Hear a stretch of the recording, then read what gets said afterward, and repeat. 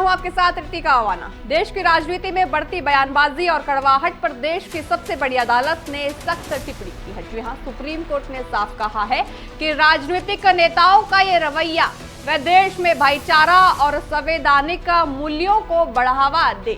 Chief justice ने नेताओं को याद दिलाया कि भारत एक 75 साल पुराना परिचय लोकतंत्र है, जहां चुनाव वैचारिक के आधार पर लड़े जाने चाहिए, ना कि एक दूसरे के सम्मान को ठेस पहुंचाकर। आखिर कोर्ट ने क्या कहा कि माहौल बिल्कुल बदल गया, ये समझते हैं इस रिपोर्ट में। सुप्रीम कोर्ट ने क्यों कहा राजनेताओं का काम भाईचारा बढ़ाना, नफरत नहीं। सीजीआई की टिप्पणी 75 साल पुराना लोकतंत्र है, मर्यादा का पालन करें। राजनीति का माहौल अब टॉक्सिक हो चुका है।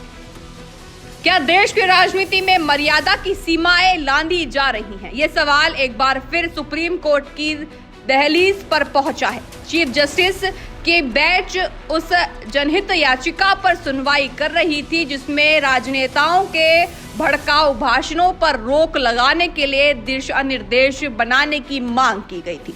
दिग्गज वकील कपिल सिब्बल ने अदालत में दलील दी कि देश का राजनीतिक माहौल बुरी तरह बिगड़ा हुआ है, अब जवाबदेही तय करने का वक्त आ गया है।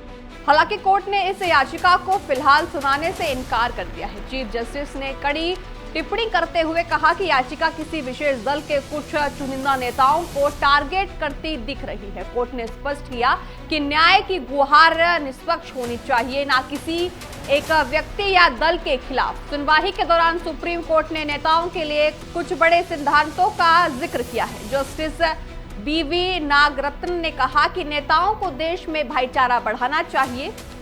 और क्या कुछ कहा कोर्ट ने, आइए समझते हैं। चुनाव वैचारिक सिद्धांतों पर लड़े, लेकिन सम्मान के साथ। हम एक परिपक्व लोकतंत्र हैं, राजनेताओं से ऐसे व्यवहार की उम्मीद नहीं की जा सकती। सभी दल संवैधानिक नैतिकता और आपसी सम्मान के सिद्धांतों पर पालन करें।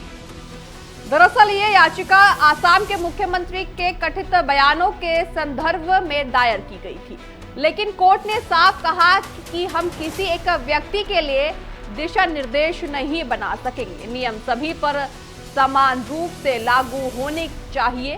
सिब्बल ने भरोसा दिलाया कि वे याचिका में सुधार करेंगे और इसके बाद कोर्ट ने नई और निष्पक्ष याचिका दायर करने की छूट दी है। तो सुप्रीम कोर्ट की ये टिप्पणियां उन तमाम राजनेताओं के लिए एक नसीहत है जो चुनाव जीतने के लिए शब्दों की मर्यादा भूल गए हैं। सवाल ये है कि क्या अदालत के दिशा निर्देशों के सोच बदली जा सकती है या नेताओं को खुद संवैधानिक मूल्यों को समझना होगा।